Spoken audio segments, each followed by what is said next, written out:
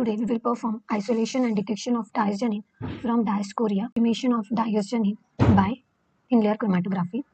So here are the requirements for isolation of diazonin: round bottom flask, Soxhlet extractor, electric heating mantle, magnetic stirrer, beaker, funnel. Chemical requirements are methanol, dilute HCl, alcohol, and the drug required is diascoria. Tubers are required in powder form. So this is the procedure by which we are going to perform isolation. So the rhizomes were collected, okay, and they were powdered. Then they were subjected for extraction by using methanol as a solvent for 6 hours. So here Soxhlet assembly was assembled. Then the extract was collected and filtered and concentrated. So it was concentrated by assembling the distillation assembly. Then the concentrated mass is semi-solid in nature. So the dilute HCl was added to the concentrated semi-solid mass and it was stirred over the magnetic stirrer for 6 hours. Okay. Then after that, while stirring, the precipitate of diazonin are observed. And then that precipitate was filtered and purified with alcohol, and thus the diazonin crystals were obtained. So now we will see what are the requirements for the practical, that is performing the extraction of diazonin from diascoria tubers. So first of all, we will require the diascoria tubers. Okay. So these are the diascoria tubers, and I have powdered them and weighed them. So 20 gram of powder is taken, coarsely powder. Okay. Then alcohol we are going to use is ethanol. Vaseline is there for lubrication of the apparatus. Empty beaker is required. Glass rod. Cotton is required. Spatula. And this is the most important part, that is Soxhlet extractor. Okay, Soxhlet extractor, the RBF and the condenser is required as an extraction assembly, that is Soxhlet extraction assembly. So for diascoria tubers, we are going to use Soxhlet extraction apparatus for extraction purpose. So first of all, we will prepare a thimble from the filter paper. Just size of the extractor is to be measured properly so that the thimble will be made properly. Instead of filter paper, we can also use muslin cloth over here for the purpose of thimble.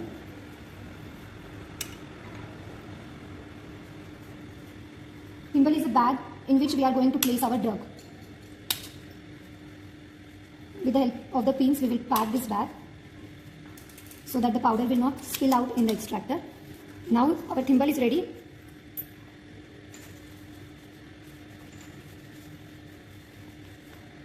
So this is the thimble we will require. Okay. Now our thimble is ready.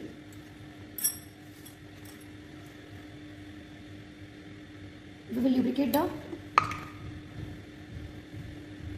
extractor.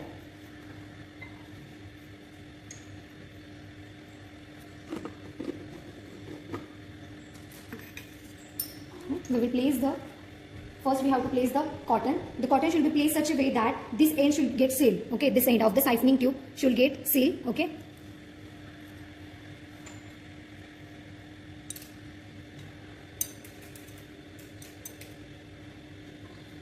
So here the cotton has been placed, and you can see the end gets sealed with the cotton. Okay, this is the siphoning tube where the siphoning takes place. This is the vapor tube. Okay, and we have to seal the siphoning tube. Now we will place the thimble in the extractor.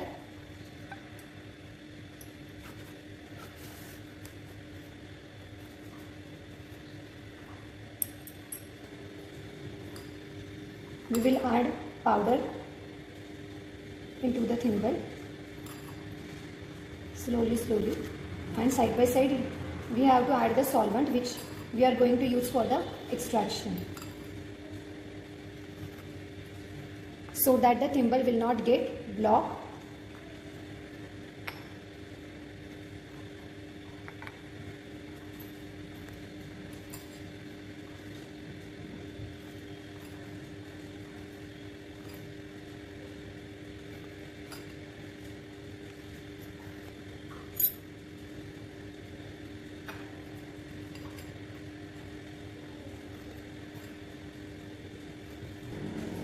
So now the thimble has been filled, okay, with the drug as well as the alcohol. Okay, you can see up till this mark we have to fill the thimble. Now we will close this thimble.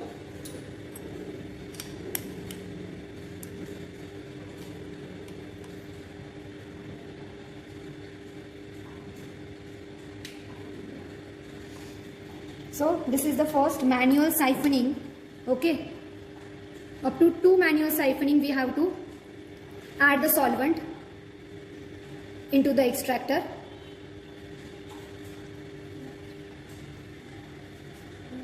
Now we will add again solvent and the second cycle will be done.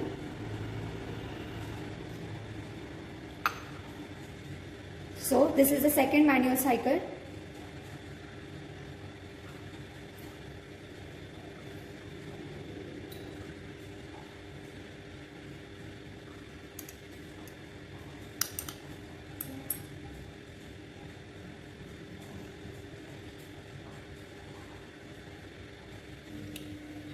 So here we have applied cotton from the top, okay. So the pressure will be applied to the thimble. This is the portion of the thimble, okay. This is the cotton as well as this is the cotton.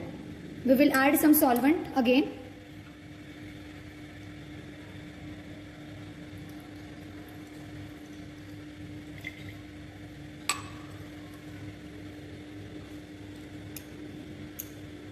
So that the air bubbles in it will get removed. And now we will subject this for extraction.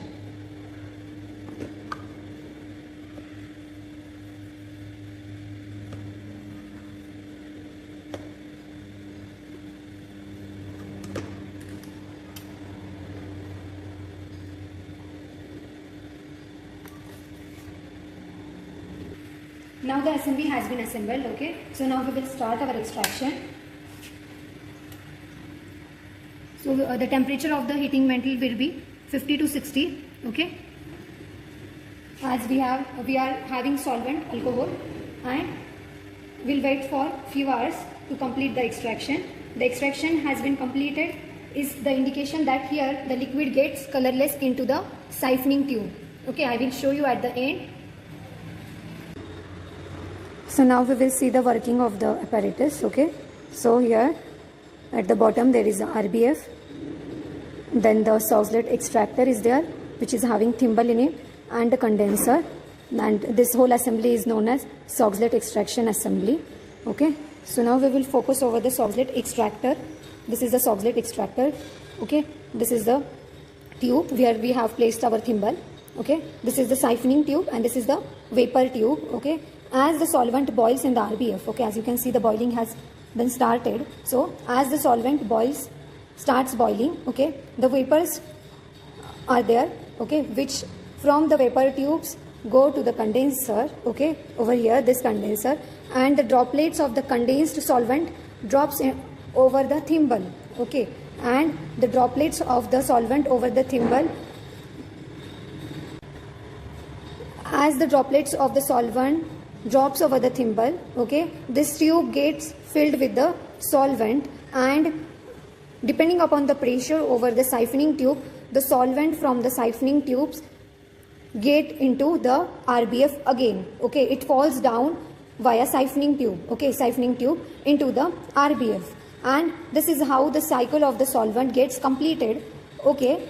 Then when we will understand that the extraction has been completed. So when here the solvent gets colorless, okay, as now you can see the solvent looks like red brown in color, okay. When the solvent is colorless, after few hours it gets colorless, so that we can see that the extraction has been completed and we can dismantle the assembly, okay. So here is a simple mechanism of this extraction, that the solvent gets boiled, the vapors pass through the vapor tube into the condenser, then the droplets of the solvent gets condensed and the dropwise they fall onto the thimble, okay. Then as the thimbles get filled with the solvent, pressure over the siphoning tube is exerted, and via siphoning tube the solvent gets again into the RBF, again the solvent is boiled. So the cycle continues, okay, and it ends when the solvent in the siphoning tube is colorless.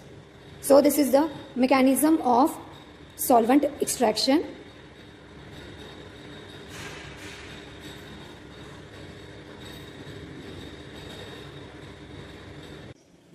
So now the extraction has been completed, okay, and I have dismantled the assembly. Now we will filter this extract, okay. After filtration we will concentrate this extract, and to that concentrated extract we will add dilute HCl, and after dilute HCl is added we have to stir over the magnetic stirrer for near about few hours, Okay, so now first of all we will, this is ethanolic extract, we will filter this extract, and after the filtration is complete, we will concentrate the extract.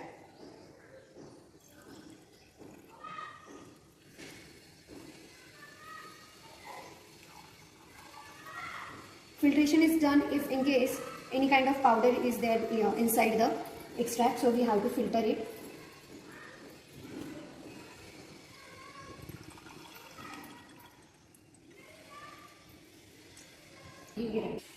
So now the filtration has been done of the ethanolic extract. Okay, I have taken that ethanolic extract in RBF, and this is our distillation assembly to distill out the remaining ethanol, so that the extract will get concentrated in this beaker and the recovered alcohol will be collected over this beaker, in this beaker. Okay, so this is the distillation assembly, and now we will on this assembly and we will do the distillation, so that extra of alcohol will be get recovered and the extract will get concentrated.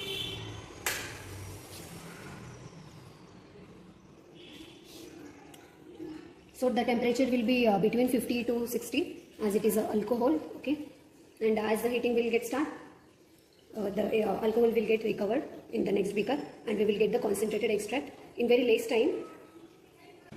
So now the alcohol is recollecting. Okay, you can see here the collected alcohol. Okay, from this side.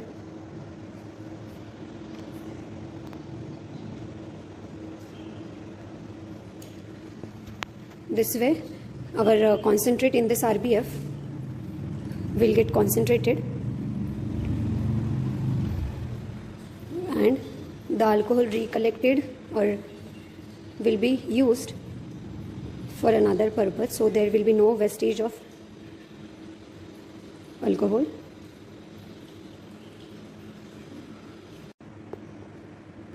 Now the alcoholic extract has been concentrated. Okay, you can see. So now we will remove this, we will dismantle this distillation assembly and we will further treat with dilute HCl and stir for a few hours on a magnetic stirrer.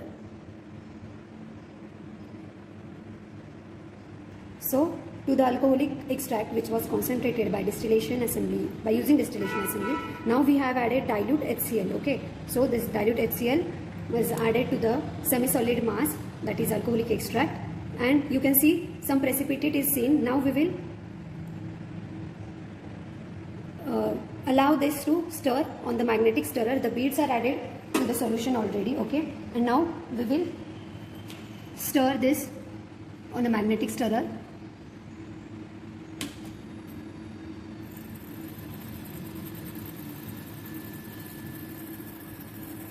For a few hours, and then the extract of diazegenin will be obtained.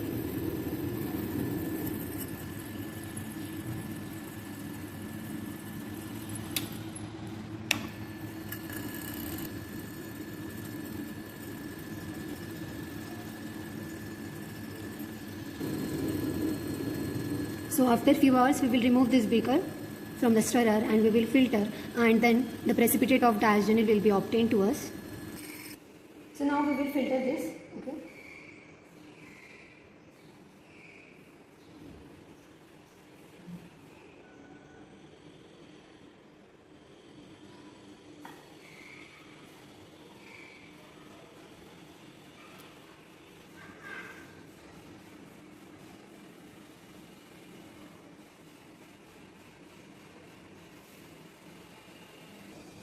So after the precipitate was collected, it was dissolved in the alcohol. Okay, and this is the alcoholic solution of that precipitate. Now we will evaporate this, and after evaporation the product of diazegenin will be obtained. So here are the calculations. So weight of empty plate was taken, denoted as A. Okay, then the weight of plate with the drug was taken, denoted as B, and then weight of drug was calculated by subtracting A from B, that is 29.89 minus 29.58, and the drug was found 0.31 gram. Okay, then the percentage yield, so 10 gram of diascoria gives 0.31 gram of diazegenin.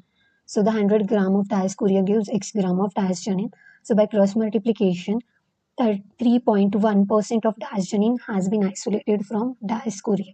So the percentage yield of diazoxanide from diascoria was found to be 3.1%.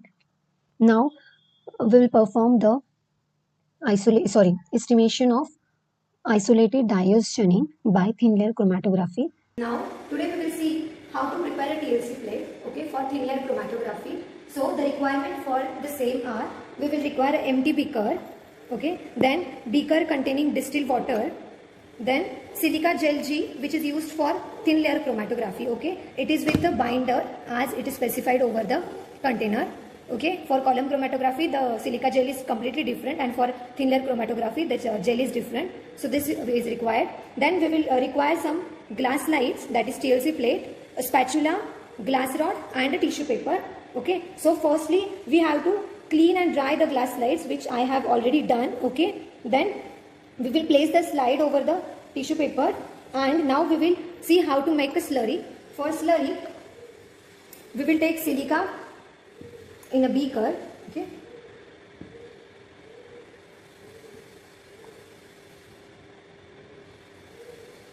and as per requirement the silica is to be taken. There is no proper measurement for the same. Only the water required is in the double quantity of that your silica gel. Okay, so we have taken the silica, and now we will pour some water in it slowly, and will mix with the help of glass rod.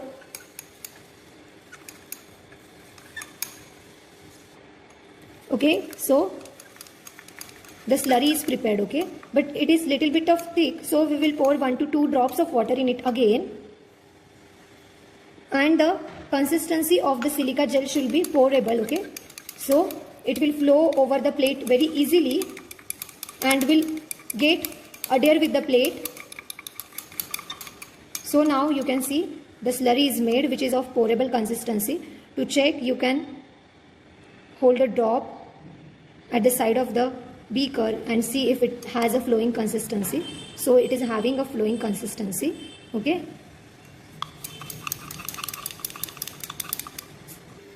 Okay, now by pouring technique we will pour this silica over the plate. Okay. So for this,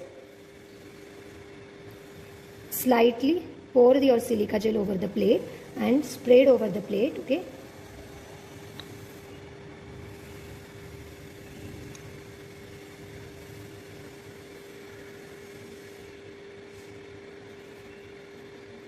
and place over the platform to get set that plate at the room temperature. Same way we will prepare the second plate.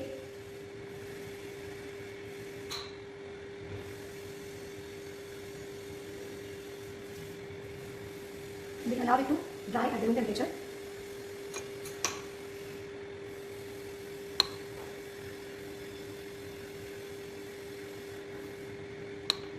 The silica gel over the plate should be sprayed very evenly.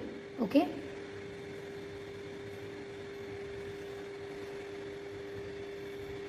And now we will wait for some time so that the plate will get dry at the room temperature, and then we will allow this plate to get activate in the oven. So for that we have to set oven at 110 degrees Celsius, and as the temperature gets set, then at that time we will put this plate into the oven and will activate those plates for 30 minutes at 110 degrees Celsius. So now you can see the oven has set to 110 degrees Celsius. Okay. So now we will insert the plates in the oven. Okay. Now we will insert these plates in the oven.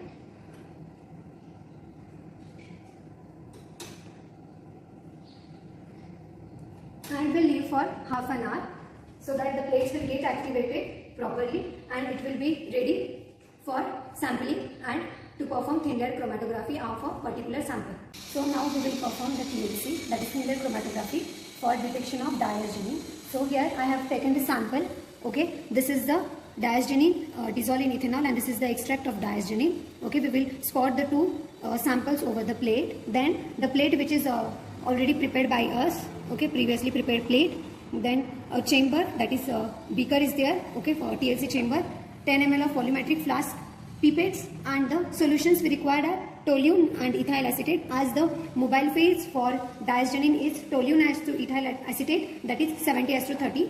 The ratio is for 100, so for 10 we will take 7 ml of toluene and 3 ml of ethyl acetate. So firstly we will prepare the mobile phase now, and we will prepare the mobile phase in volumetric flask. 7 ml of toluene,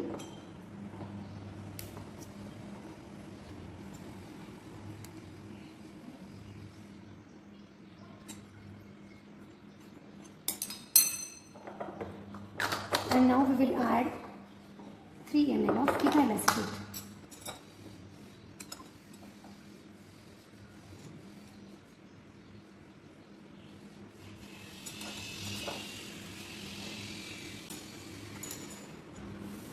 Now we will mix the mobile phase properly,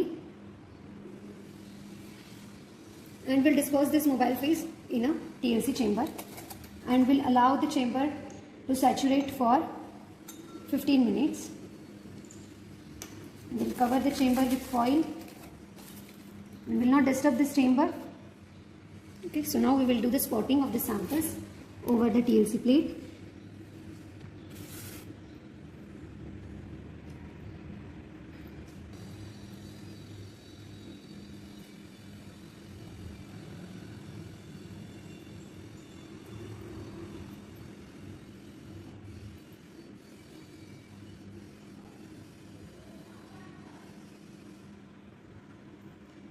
Now the spotting has been done, okay, and after 15 minutes we will place this plate into the TLC chamber. So now after 15 minutes of chamber saturation, we will place this plate into the TLC chamber.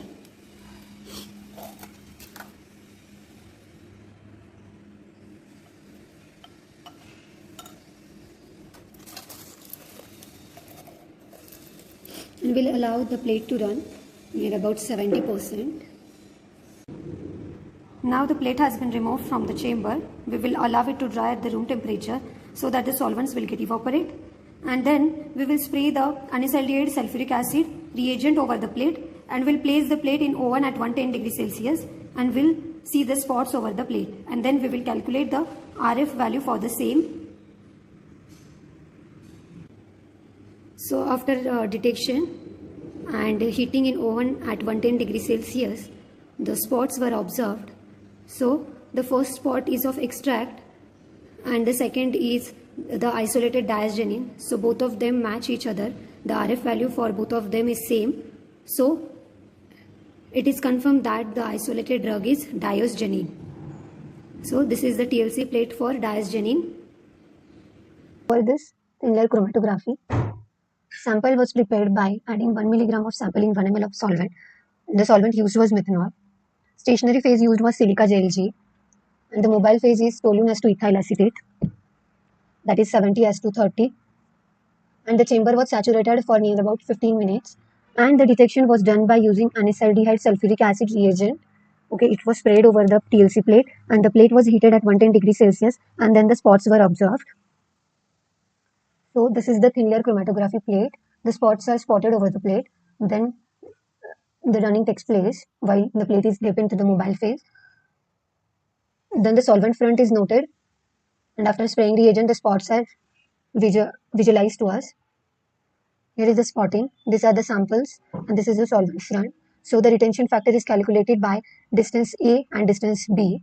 So retention factor is equal to distance traveled by solute, that is distance B, to the distance traveled by solvent, that is distance A, and thus the RF value of the diazgenin sample was calculated. So these are the calculations of retention factor. So the solvent front was 6.5 and the sample was spotted at a distance of 2.5. So the retention factor was found to be 0.38, and it was calculated on the basis that distance traveled by solute to the distance traveled by solvent. So the results obtained were the extraction was performed and the yield was found to be 3.1%, and the retention factor of diazgenin was found to be 0.38 after spraying